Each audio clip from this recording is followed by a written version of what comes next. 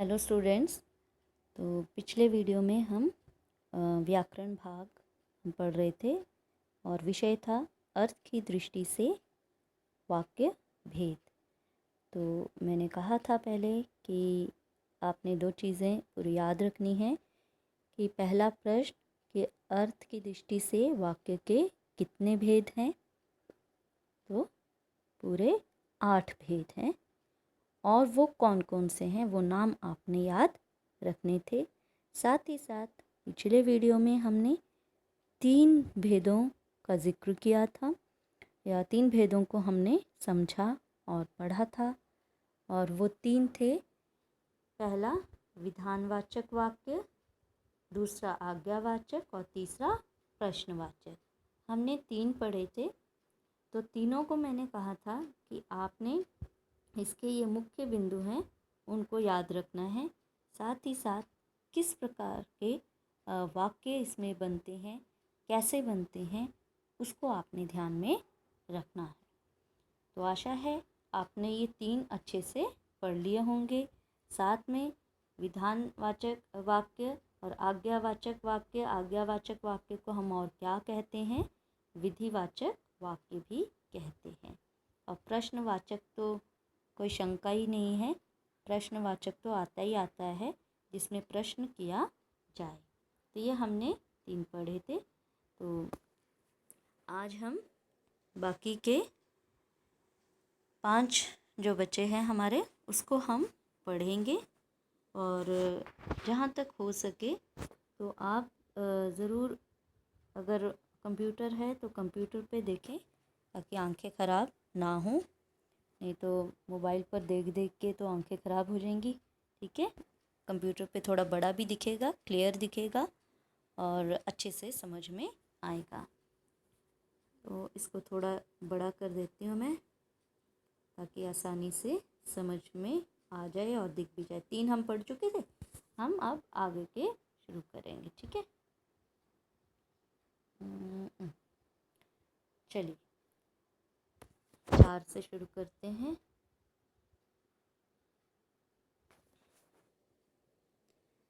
तो चौथा हमारा है, देखिए, निषेधवाचक वाक्य। चौथा है हमारा निषेधवाचक वाक्य। तो निषेधवाचक वाक्य जिन वाक्यों में किसी कार्य के निषेध यानी न होने का बोध होता है उन्हें निषेधवाचक या नकारात्मक वाक्य कहते हैं। ठीक है, ना होने का, नेगेटिव है ना। तो मैं आज नहीं जाऊंगा, छात्रों ने अपना कार्य नहीं किया। ठीक है, देखो न करने का बोध हो रहा है ना। मैं झूठ नहीं बोलता, हमें किसी से डरना नहीं चाहिए। ठीक है, मुझे आज नहीं पढ़ना है, तो नहीं नकारात्मक। ठीक है,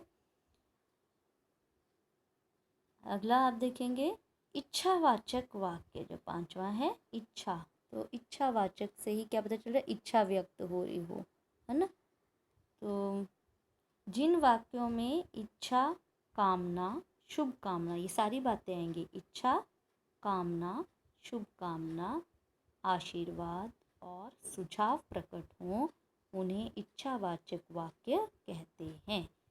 जैसे अब घूमने के लिए चला जाए।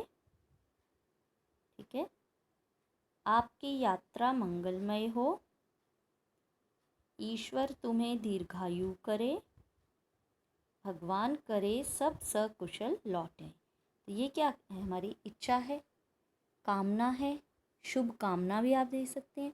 लेकिन अब इस इच्छा में अगर किसी की इच्छा हो कि एक वाक्य कि भगवान करे तुम नरक में जाओ, तो ये भी इच्छावाचक वाक्य है ना। कई बार गुस्सा आता है तो आप अपने दोस्त से, भगवान करे इसका पेन ही गुम हो जाए, बड़ा दिखा रहा है ना सुबह से, तो भगवान करे इसका पेन गुम हो जाए, तो ये भी इच्छावाचक है, ये भी कामना कर रहे हो आप। ठीक है, इच्छा व्यक्त कर रहे हो कि ऐसा हो जाए इसके साथ, तो ये भी इच्छावाचक वाक्य में ही आएगा। भगवान करे इसकी टांग टूट जाए, तो ये भी इच्छावाचक वाक्य है। ठीक है, तो इच्छा ज़रा बुरी भी हो सकती है, क्योंकि कोई बुरा भी सोच सकता है ना, तो वो भी इच्छावाचक वाक्य में आएगा। ठीक है, यही नहीं है कि शुभकामनाएं, कामना, इच्छा, तो इच्छा कैसी भी हो सकती है, अच्छी भी बुरी भी, है ना। अब इच्छा करो भगवान करे इसका सारा काम बिगड़ जाए, तो वो भी इच्छावाचक वाक्य है। ठीक है। नेक्स्ट देखेंगे संदेहवाचक। अरे, संदेहवाचक वाक्य। तो इसमें क्या होता है, देखो, संदेह, शक, शंका।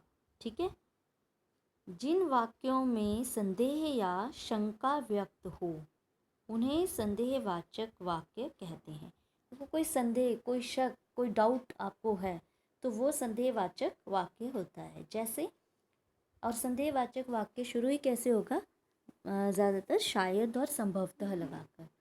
तो शायद वह आज आ जाए, ठीक है, संभवतः वह सुधर जाए, शायद आज वर्षा हो, शायद हम घूमने जाएं। ठीक है, तो कई बार कहते हैं ना, अब शायद ऐसा हो जाए, है ना, शायद पिज़्ज़ा खाने को मिल जाए। तो ये सब क्या है, ये भी आपका संदेहवाचक वाक्य है। शायद या संभवतः लगाकर इन वाक्यों का निर्माण होता है। तो इसको देखते ही हम बोल सकते हैं कि ये संदेहवाचक वाक्य है, क्योंकि एक प्रश्न तो ऐसा ही आना है ना कि वाक्यों की पहचान कीजिए और भेद लिखिए। तो पहचान तब करेंगे जब वो वाक्य हमें पता होंगे कि क्या लगता है, किस तरह से लिखे जाते हैं, है ना। अगला है विस्मयादि बोधक वाक्य। तो विस्मयादि बोधक चिन्ह भी आपने पढ़ा है ना। विस्मयादि बोधक चिन्ह कहाँ लगता है, जहाँ हर्ष, शोक, घृणा, है ना, ऐसे शब्दों के आगे हम विस्मयादि बोधक चिन्ह लगाते हैं। तो ऐसे ही विस्मयादि बोधक वाक्य भी है। कैसे, जिन वाक्यों में आश्चर्य, हर्ष, शोक, घृणा आदि के भाव व्यक्त हों उन्हें विस्मयादि बोधक या उद्गारवाचक वाक्य भी कहते हैं। तो विस्मयादि बोधक को और क्या कहते हैं, उद्गारवाचक। विस्मयादि बोधक को और क्या कहते हैं, उद्गारवाचक। ये याद रखना है। तो अब देखिए इसमें कैसे रहता है, अरे इतनी ऊंची इमारत, वाह क्या छक्का मारा, ओह उसके पिता की दुर्घटना में मृत्यु हो गई, छी छी कितनी दुर्गंध है, ठीक है, उफ कितनी गर्मी है। तो ये सब क्या है, ये हमारे कौन से वाक्य हो गए, विस्मयादि बोधक वाक्य। ठीक है, अगला है हमारा संकेतवाचक वाक्य। संकेत, इशारा। ठीक है, तो इसमें क्या होता है, संकेतवाचक वाक्य में होता है जिन वाक्यों में एक क्रिया का दूसरी क्रिया पर निर्भर होने का बोध हो उन्हें संकेतवाचक वाक्य कहते हैं। इनसे क्या होता है, देखो, कारण, इनसे कारण, शर्त आदि का बोध होता है। तो आप शर्त लगाते हो ना, चल भाई अगर ऐसा हो गया, ठीक है, तो मैं तुझे चिप्स खिलाऊंगा, बोलते हो ना। अगर ऐसा हो गया तो मैं, अगर तू खेलने आएगा तो मैं भी आऊँगा, आज अगर तू चंबा ग्राउंड आया तो मैं भी पहुँच जाऊँगा, बोलते हो, बिल्कुल। तो ये हमारे क्या है, संकेतवाचक वाक्य। ठीक है, तो देखो किस तरह से वाक्य बनते हैं इसमें। अगर वह चले तो मैं अवश्य जाऊँगा, मन लगाकर पढ़ोगे तभी पास होगे, यदि वर्षा हुई तो फसल अच्छी होगी, यदि आप आते तो इतनी मुसीबत ना आती, और यदि आप पढ़ोगे तो सफलता आपके कदम चूमेगी। ये भी संकेतवाचक है, इसलिए पढ़ना ज़रूरी है। रोज़ पढ़ें, रोज़ वीडियो देखें, एक भी वीडियो स्किप ना करें। डेली का रूटीन बनाएं कि बैठना ही बैठना है और हमने इतने से इतने टाइम तक देखना है। ठीक है, आपको सुबह ही तो आपको मिल जाते हैं, अर्ली मॉर्निंग ही, वो शाम को ही अपलोड हो जाते हैं, मॉर्निंग में तो आपको मिल भी जाते हैं। तो क्यों आप समय बर्बाद करें, सुबह बैठकर ही अपने जैसे आपने क्लास लगानी है लगाओ। पहले साइंस पढ़ना है साइंस पढ़ लो, हिंदी पढ़ना है हिंदी पढ़ लो, इंग्लिश पढ़ना है इंग्लिश पढ़ लो, है जो जैसी आपकी इच्छा है वैसे कर लो, लेकिन पढ़ना ज़रूरी है, पढ़ो। पार्ट 1 छोड़ दिया, सीधा पार्ट 3 पढ़ने लग गए, समझ में नहीं आएगा और समझना भी नहीं चाहिए। वैसे स्टेप बाय स्टेप चलना चाहिए, स्टेप बाय स्टेप चलोगे तो easily you can understand the all the topics. तो प्लीज़ पढ़ें और मिस ना करें, ठीक है, क्योंकि एक साथ इकट्ठा खाना भी खा के ना इंडाइजेशन होती है, तो वो तो हमने करनी नहीं ना, फिर बीमार पड़ जाओगे, तो इकट्ठे ही बोझ जो है सिर पे पड़ जाएगा, नहीं तो ऐसा ना करें। रोज़ पढ़ना है। और एक बार हम इसको रिवाइज कर लेते हैं, और सामने ये फ्लो चार्ट है, इसको मैं पूरा कर देती हूँ ताकि इजीली आपको एक बार पूरा दिख जाए, ठीक है।